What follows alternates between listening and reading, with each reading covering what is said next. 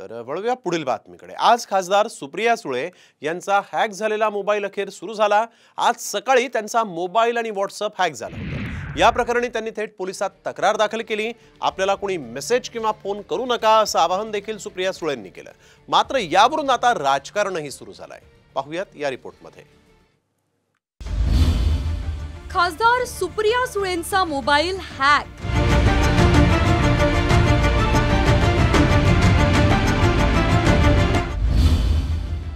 तक्रारीनंतर सुळेंचा मोबाईल पुन्हा सुरू।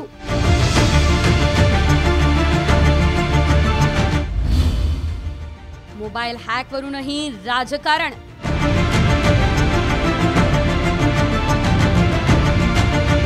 राज्याच्या राजकारणात सध्या मोठा राजकीय संघर्ष सुरू आहे। लोकसभा निवडणुकीनंतर महायुती आणि महाविकास आघाडीचे नेते आता विधानसभेसाठी सज्ज झालेत। रविवारी एका घटनेनंतर विरोधकांनी सत्ताधाऱ्यांवर निशाणा साधलाय।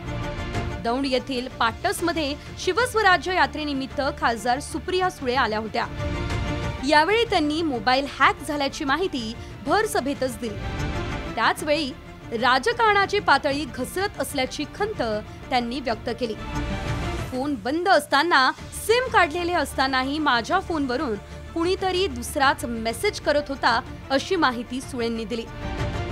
ट्विट करत त्यांनी कोणीही मेसेज किंवा फोन करू नये असं आवाहन देखील केलं। आणि त्या मेसेजवर मी फक्त उघडला बघायला की काय आहे आणि ते तिथलं शेजारचं जे आयकॉन असतं ते दाबलं फक्त। एवढ्यावरच माझा फोन हॅक झाला। मी विनंती केली की तुम्ही मला एक व्हॉट्सअप करा म्हणजे चेक होईल।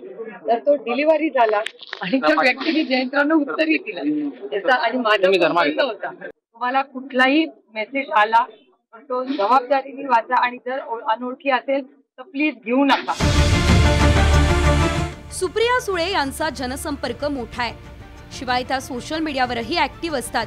कार्यकर्त्यांचे मोबाईलवर येणारे फोन आणि मेसेजला त्या आवर्जून रिप्लाय करतात। मात्र त्यांचा फोन आणि व्हॉट्सअप हॅक झाल्यानं एकच खळबळ उडाली आहे। मात्र यावरून राजकारण करू नये असं खासदार सुनील तटकरे यांनी म्हटलंय।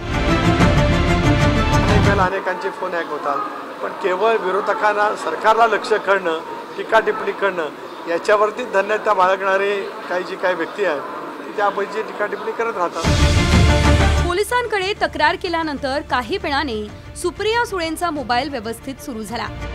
मात्र डिजिटल सुरक्षेविषयी काळजी घेण्याचं आवाहन त्यांनी जनतेला केलं। माझा पक्ष नेला, चिन्ह नेलं, अजून काय काय नेतील याची गॅरंटी नाही अशा शब्दात त्यांनी विरोधकांवर प्रहार केला। सध्याच्या राजकीय संघर्षात राष्ट्रीय नेत्याचा मोबाईल हॅक होणं ही गंभीर बाब आहे। आता हा मोबाईल कुणी हॅक केला याचा शोध घेण्याचं आव्हान पोलिसांसमोर आहे। ब्युरो रिपोर्ट, साम टीव्ही न्यूज।